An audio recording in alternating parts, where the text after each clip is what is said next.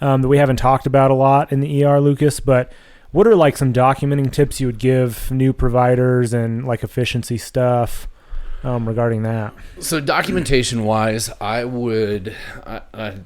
have some opinions, some pretty strong opinions about documentation. And one of those is that your charts, the like base of your chart, the skeleton of it should look the same for every single patient.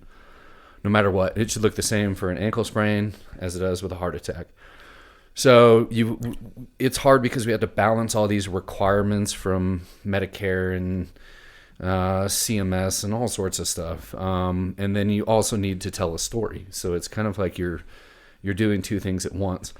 To make things as efficient as possible, I would highly recommend that you, as a provider, you have you have a template that is very basic, and it's the same thing for every single patient. Your physical exam, ideally you want a full physical exam that you put in your template that you can do without even touching the patient. Now, I am not saying at all to not examine a patient, but your basic exam should be done from the doorway, general. You can see what their eyes look like. You can see if their abdomen's non-distended. You can see if their respirations are labored. You can see if their mentation is normal. So even without physically touching someone yet, you can do a very detailed exam and just put that as your template in your chart.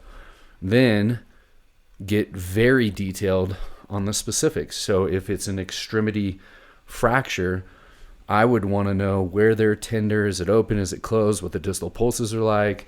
Can they move? If it's an ankle, can they move certain, each toe? Can they feel sensation? Is their Achilles intact? I want detailed. But if it's an ankle sprain, I don't need to know anything about someone's cranial nerves. Mm-hmm. That is completely irrelevant. I also don't need to know if their abdomen's tender. I don't need to know, a lot of things that I see in charts. So you need to tailor it specifically to each complaint, but then have the skeleton of it the exact same. Mm-hmm. And that really helps. It helps with communication. It helps medical legally, but it also helps document a very good chart very quickly as well. What advice do you have like regarding stuff in the chart for like medical legal protection?